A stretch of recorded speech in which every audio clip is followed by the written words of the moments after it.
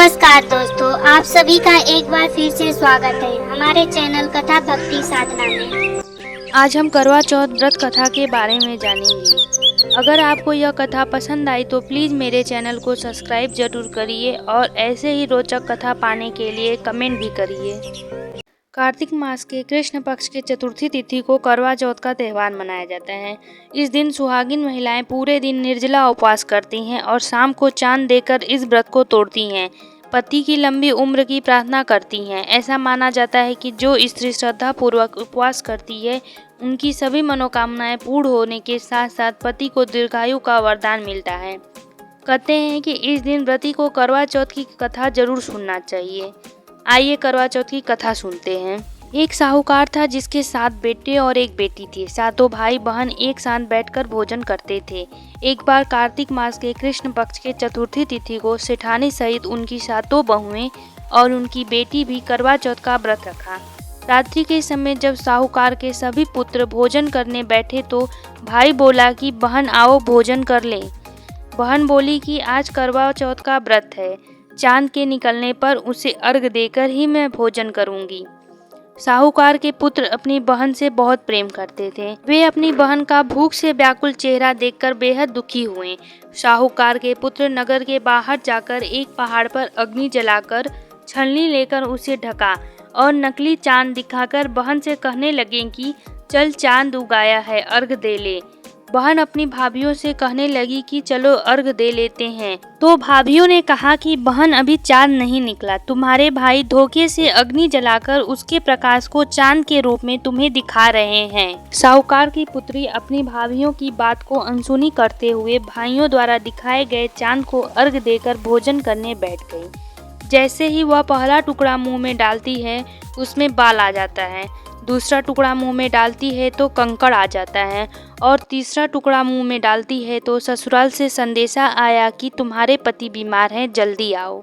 माँ ने तब अपनी बेटी को विदा किया और कहा कि रास्ते में जो भी छोटा बड़ा मिले उसकी पैर पड़ती जाना और जो कोई सुहाग का आशीर्वाद दे तो उसे अपने पल्ले में गांठ लगाकर कुछ रुपए दे देना। बहन जब भाइयों से विदा हुई तो रास्ते में जो भी मिला उसने आशीर्वाद दिया कि तुम 7 भाइयों की बहन, तुम्हारे भाई सुखी रहें और तुम उनका सुख देखो। सुहाग का आशीर्वाद किसी ने नहीं दिया। जब वह ससुराल पहुंची तो दरवाजे पर उसकी छोटी ननद खड़ी थी। वह उसके पांव लगी तो उसने कहा कि सुहागिन रहो, पुत्रवती रहो। यह सुनकर पल्ले में गांठ बांधी और ननद को सोने का सिक्का दिया। तब वह भीतर गई तो सास ने कहा कि पति बहुत बीमार है, तो वह उसके पास जाकर उसकी सेवा करने लगी। इस प्रकार साहूकार की पुत्री हर चौथ का व्रत रखती, चांद को देखकर अर्घ देती थी। समय बीतते बीतते मार्गशीर्ष की चौथ आई। चौथ माता बोली करवा ले भाइयों की प्यारी बहन करवा ले।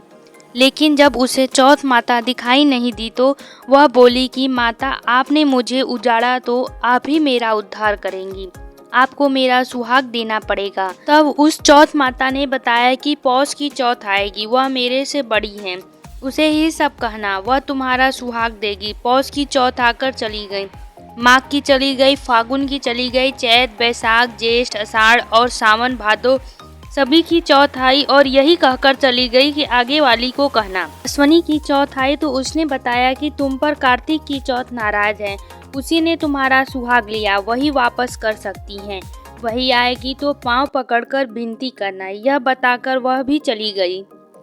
जब कार्तिक की चौथ आई तो वह गुस्से में बोली, भाइयों की प्यारी करवा ले, दिन में चांद उगाने करवा ले, व्रत खंडन करने वाली करवा ले, भूखी करवा ले। तो यह सब सुनकर वह चौथ माता को देखकर उसके पांव पकड़कर गिड़गिड़ाने लगी। हे चौथ माता, मेरा सुहाग तुम्हारे हाथों में है, आप ही मुझे सुहागिन करें। चौथ माता बोली, पापिन हत्यारिन, मेरे पांव पकड़कर क्यों बैठ गई हो? तब वह बोली कि जो मुझसे भूल हुई उसे क्षमा कर दो, अब भूल नहीं करूंगी। तो चौथ माता प्रसन्न होकर आंखों से काजल, नाखून से मेहंदी और टीके से रोली लेकर छोटी उंगली से उसके पति पर छिड़क दिया। वह उठकर बैठ गया और बोला कि आज मैं बहुत सोया, वह बोली कि क्या सोए, मुझे तो 12 महीने हो गए, अब जाकर चौथ माता ने मेरा सुहाग लौटाया। तब उसने कहा कि जल्दी से माता का पूजन करो। दोनों चौथ की कहानी सुनी, करवा का पूजन किया और प्रसाद खाकर पति पत्नी दोनों चौपड़ खेलने बैठ गए। नीचे से दासी आई, उसने देखा कि दोनों चौपड़ खेल रहे हैं। उसने सासू माँ से जाकर बताया।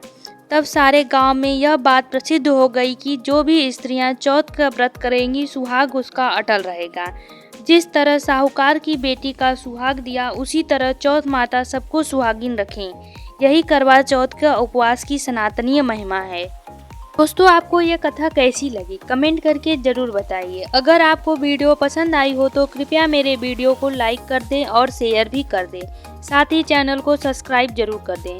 वीडियो को अंत तक देखने के लिए आपका दिल से धन्यवाद।